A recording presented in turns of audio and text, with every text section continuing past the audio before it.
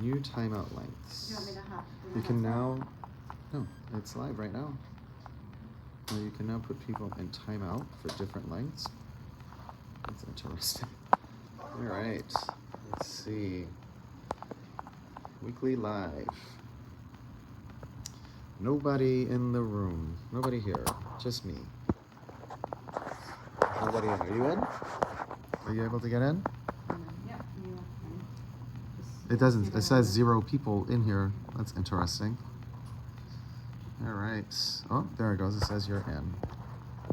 So let's see what's going on here. Comments. Okay, no comments. I don't see any comments. Nobody in just yet. Okay. All right. We're live. We're at the Horseshoe Wednesday, the day before Formula One. The day before Formula One, we're here at Horseshoe. It's crazy. I'm going to turn the camera around here in a minute. Hey, Lisa. Hi from Wales. Thanks for the videos. Thanks, Jason. It's a lot of your countrymen are here this weekend for this race. Kind of crazy. I'm going to turn the camera around here in a second. Hey, Tracy. Sorry, guys, for my voice. Been here for 3 nights with friends visiting, and I'll tell you what, they want to stay up till 3, 4 o'clock in the morning gambling every night, and then they want to get up at 9, 10 o'clock and do it all over again. So my voice is paying the price for that. So let's see. I'm going to turn the camera around so that you guys can see my view from Horseshoe of some of the Formula One stuff, and then we'll get into Formula One and this weekend and what's going on. Because early indications is that it's a flop. Like that's really the word on the street, is that it's a flop. Prices have dropped as much as 80%, and that's for ticket sales that are still not sold out. There's tons of tickets left available for this race that starts tomorrow as a preliminary, and apparently, and you guys can research this yourself. I was reading an article this morning. Apparently this circuit, kind of like NASCAR, it's a season, right? And they should have never done this. Yeah, it's not looking good for the promotions group that is managing the PR and promoting the event. It's apparently their first time ever promoting an event like this, and they promised like $500 million in revenue or something like that. They haven't even come close to 250, and there's still so many tickets available right now. It's pretty nuts. And apparently, so the season is already over for F1, and the person Max somebody, you guys can research it. The guy's name is Max. He's already won the season for F1 this year, and he's quoted as saying, I just really don't care about the race in Vegas. This is his words. I don't really care about the race in Vegas. I'll show up, I'll do my thing, and then I'm going home. That's his attitude, and that's what's in the press right now. So he doesn't even care about coming to Vegas for F1, and he's the champion. Like, he's the face of this organization right now. I think like 3 years in a row, he's won this race. So that's that. I heard a contractor, and this is not hearsay. I heard a contractor that was standing in front of me in line at the ABC store at Planet Hollywood just yesterday, and he was saying how there's still last minute stuff that's not done over by the Bellagio fountains, that big obnoxious thing there where the fountains are. They cut the trees down. That's not even ready yet. They're still working on it, and they're trying to get it done by tomorrow. So talk about like being at the buzzer. So I'm going to turn this around and give you guys a view of some of the paddock area, some of the viewing stations that you can see here from the Horseshoe, from my room here at Horseshoe. So let's turn this around. All right, so you can see it's overcast, and we're actually supposed to get some rain today, and the weather for this weekend, it's not looking good for F1. It's supposed to rain Thursday, Friday, potentially Saturday, and that's the 3 days that the race is supposed to be happening. So you see this is all overcast. If you guys see there, that's some of the F1 stuff. There's a bridge right there going over part of the path, and you can see on the other side of that building. Let's see if I can zoom in here. Sorry, guys. Let's see if we can. Yeah. All right. So that's. Yeah, sorry for the shaky, but that's a bridge right there. That's all F1 stuff, and right behind that is Ellis Island. You can't see it anymore, but that's where Ellis Island is. They were selling like $5,000 for 3 nights. Also, they did not get that, and their rates have gone down also. But that's what it looks like right there. And so the weather, it's actually, excuse me, because of this overcast, it's actually keeping it a little warmer than it should be right now. It's 60s, high 60s during the day, but there's no wind. So it's actually comfortable. In the evenings, it's 50s, but you know, it's still a warm 50. There's no wind. And with this big blanket of clouds over us, it's actually been keeping it kind of warm. So let's see. So they're not sold out. F1 is not sold out. Hotels are not sold out. They're scrambling to try to sell tickets for this thing. And it's looking like it's just going to be a big flop here this year. Oh, thank you there, Arnold. We're actually going to be home. We won't be anywhere near the strip.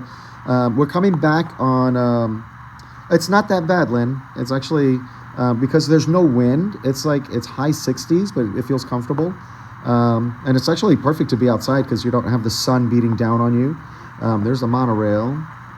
So one thing that's interesting is the race, day 1 is tomorrow, and they still have not figured out how hotel employees are gonna get to work on the strip. They still haven't figured that out. They're talking about potentially doing some shuttles, but they don't have that exactly laid out because, you know, the race is all the way from the Sahara down by Bellagio. So that's a long chunk of the strip. A lot of hotel employees that still don't know how they're going to get to and from work. Hey, DG, welcome. Hey, Greg. So that's going to be interesting to see how that is working out. And then you guys know the Sphere opened up and U2 has been performing there. So the word is, and this is actual, I mean, it's not the word on the street. This is actually what is going on with the Sphere. They lost $100 million in the first quarter of being open. And so what did that relate to? The CEO, it says that he quit, but I think he was actually nudged by the owners and operators there. So he quit after losing $100 million. Our friends actually went there a couple days ago, and they said it was over 45 minutes to get a ride share when leaving the Sphere, and took them about 45 minutes to travel just a couple of miles after they were done with the show, Postcards from Earth. They did say that the show was amazing, so I'm not poo-pooing the whole thing over there with the Sphere. They're just not making any money, and it's because the prices are absolutely ridiculous, and they're trying to stay alive during the week. They're trying to stay alive with catering, trying to cater to locals to come out, and that's why Postcards from Earth, there's going to be different events there where they will be catering to a local audience. But you know what?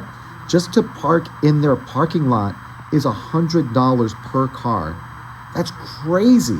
$100 per car, $125 for valet, on top of, you know, $200 tickets to go in there. That's just crazy, and they're not generating that revenue right there. So let's see. Culinary Union, there's been a tentative agreement there. So no strike, and that's MGM, Wynn, and Caesars. So that's over with just in time for F1, which we obviously know that they leveraged this event, Super Bowl coming up, to their advantage to get what they wanted. And you know what? They deserve it. These properties are seeing record profits, and the employees have not seen a raise in decades. They haven't seen anything significant to really match the cost of living, while the hotels, the resorts are posting record profits. So they deserve everything they get. Those guys work hard, cleaning the rooms, making sure, I mean, just everything on the property, from servers bringing your drinks to, you know, all of the employees, registration, really all of them. They deserve that extra raise to match the cost of living increase. Had some big wins. Somebody over at Mandalay Bay was playing a slot machine, and they turned a $5 bet on Wheel of Fortune, and won $1.4 million. That's crazy. At the Cromwell, somebody sat down to play Pai Gow at the Cromwell, the second hand that they were dealt. And it's $25 a hand there at Cromwell. I don't know what they were betting, but I know it's a $25 table minimum. I just played there last night. They were playing $25 minimum Pai Gow. Their second hand, they hit a jackpot, won $1.2 million. That is just absolutely crazy. Congratulations. Let's talk about events for this weekend. And this live kind of down and dirty because, I mean, really the only thing going on this weekend is F1. And you can see some of the paddock stuff over there. That's a bridge. So they made this bridge for cars. I guess it's an overpass to go over part of the path or the racetrack there. You can see that here. Let me try to put my phone on the glass so you can see it better. Yeah, there it is right there. That's a crazy bridge, and that's where behind this building that you see with the red, Ellis Island is back there somewhere. It's a big mess, though, guys, the whole thing. So sorry about the shakiness here, but I'm trying to zoom in so that you guys can see what's going on. So that's what's going on there. Let's see. So what's going on? We got F1 that's happening Thursday, Friday, Saturday. We all know I'm going to be down here on Sunday. The day after, we're staying at Flamingo for one night. And I really wanted to come down the day after the event just to see if they start tearing it down. What is it going to look like? One thing that I do know is that they're recommending, if you're in town this weekend or you're leaving this weekend, to try to get to the airport 4 hours early because it's going to be so crazy. They're anticipating, I should say. They're anticipating that it's going to be so crazy with traffic, all of the road closures around the strip right now that you leave your hotel 4 hours in advance for your flight because it's going to be such a mess because the entire track all around the strip is going to be shut down for 3 days. So I don't know how people are going to get in and out, how the employees are going to get to work. We'll just have to see on Sunday. So you also have David Spade and Nikki Glazer. They're going to be here at the Venetian on the 16th. Bill Burr is over at the Dolby Theater on the 17th. Keith Urban is over at the BACT on the 17th and 18th. Usher is going to be at Dolby Theater on the 18th. Rod Stewart is doing his thing at Caesars on the 17th. And then, you know, there's always all the Cirque shows are still going on. Absinthe, Opium over there at Cosmopolitan. You know, your Magicians, your Tape Face is still doing his thing over at MGM Grand. So all that stuff is all still going on. One thing I have to close this out with saying that I think this tells the entire story of F1 when Donny Osmond is singing the national anthem to kick off F1. I mean, this is $1 billion event. No offense to Donny Osmond. He's an icon. He's been in Vegas forever. This is $1 billion event, and the best you can do is Donny Osmond to sing the national anthem. I mean, I think that says it all with this particular event.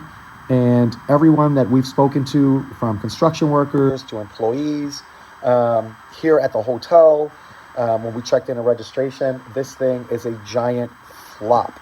They did not sell not even half of the tickets that they put up for sale. And that's even with the dramatic price reductions, anywhere from 60 to 80% price reductions, not just for tickets, but also for rooms. Nobody's coming.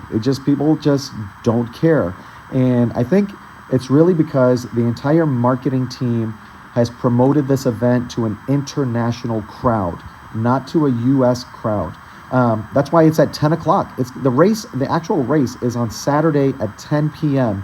because it's made for the European audience, because it'll be Sunday morning over there in Europe when they're watching the race. And that says it all. They promoted this thing to an international audience who really just does not give a crap about coming to Vegas to watch this race. So comment below, you guys' thoughts. What do you guys think about F1 in Vegas? Should they stay? Should they come back next year and do it again? Or should Vegas just cut them loose, cut their losses, and just move on from this thing? Thank you guys for watching. Yep, 10 p.m. Thank you guys for watching. I've got 10 minutes. I've got to check out of my room here and head back home, but we'll see you guys next time. Thank you guys for watching, supporting the channel. We appreciate you guys. And if you have questions, hit us up on social media, Instagram, Ninth Island Connection. A lot faster to get back to you guys there. All right, guys, have a great weekend.